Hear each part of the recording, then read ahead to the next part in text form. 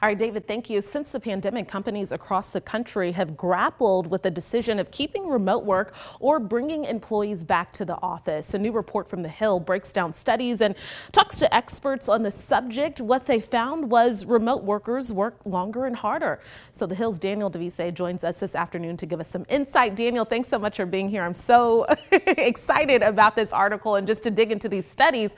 So as we stated earlier, several of these studies suggest remote and hybrid employees actually work slightly longer hours than their office-bound colleagues. What were some of the other key findings of these studies? Well, there have been a bunch of studies. COVID became this sort of forced experiment in remote work, and it enabled researchers to go in and study it en masse. And there's been a whole bunch of research, but there's a couple key studies. The one that's maybe best known involved Microsoft, 60,000 Microsoft employees. And bottom line, they found about a 10% boost in weekly hours from just before the pandemic. I don't know how they were able to know the pandemic. They must have somehow gone back in time and figured out the work just before the pandemic and then just after.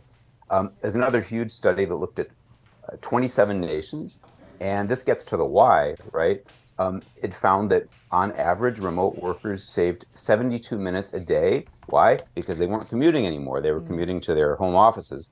And on average, across, again, 24 nations, people plowed almost half of that time back into work.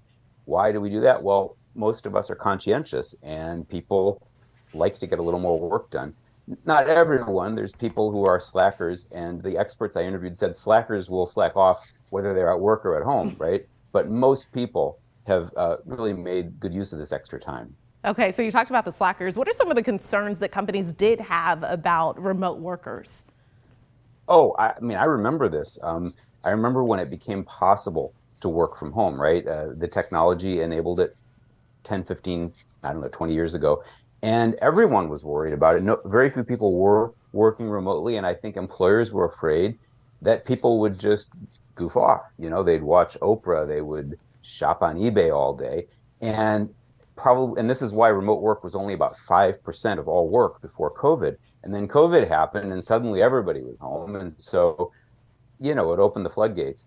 And people just kind of know anecdotally since then, if it had really not worked, don't you figure most people would be back in the office by now? And yet we're not, for the most part. We're still about 30% of all work in this country, almost that much, happens from home. Okay. And then lastly, with all of these studies, how does someone measure work and productivity? It's hard. What exactly is work? If you're at the office and you leave your desk and you walk around and you talk to 5 people and you stop at the water cooler and you go back to your desk and you check 2 different email accounts, where does the work start? Where does the work end? It is very hard to measure, right? And researchers point this out all the time.